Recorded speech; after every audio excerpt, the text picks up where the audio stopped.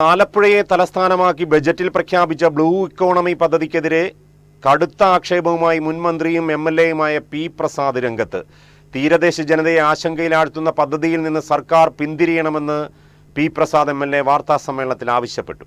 ആലപ്പുഴയെ നടുക്കുന്ന കരിമണൽ ഖനന നീക്കങ്ങൾ ലക്ഷ്യമിട്ട് ഒരു കോർപ്പറേറ്റ് ശക്തികളും വട്ടമിട്ട് പറക്കേണ്ടതില്ലെന്ന പി പ്രസാദ് എംഎൽഎ വാർത്താസമ്മേളനത്തിൽ പറഞ്ഞു.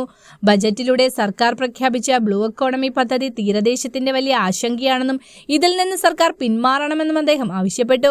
ജനങ്ങളുടെ ജീവിത പ്രശ്നങ്ങൾ പരിഹരിക്കാതെ കേരളത്തിന്റെ തീരദേശത്തെയും പ്രകൃതി വിഭവങ്ങളെയും ആഗോള മൂലധന ശക്തികളുടെ ലാഭകേന്ദ്രങ്ങളാക്കി മാറ്റാനാണ് നീക്കം.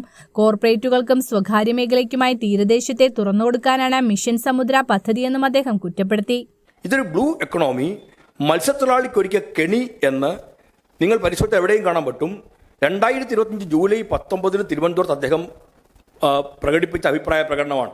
ഞങ്ങൾ ആ അഭിപ്രായത്തോടാണ് യോജിക്കുന്നത്. മത്സ്യത്തൊഴിലാളിക്കും തീരത്തിനും എല്ലാം ഒരുക്കുന്ന ഒരു കെണിയാണ് ഇതെല്ലാം. അല്ലെങ്കിൽ എന്താണ് എന്ന് പറയേണ്ടിയിരിക്കുന്നു.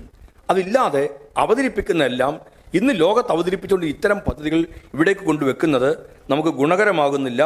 അതുകൊണ്ട് സമുദ്രം എന്നത് ഒരു വിപണിയല്ല, സമുദ്രം എന്നതൊരു ഖനിയല്ല, സമുദ്രം മനുഷ്യന്റെ സ്വത്തുമല്ല.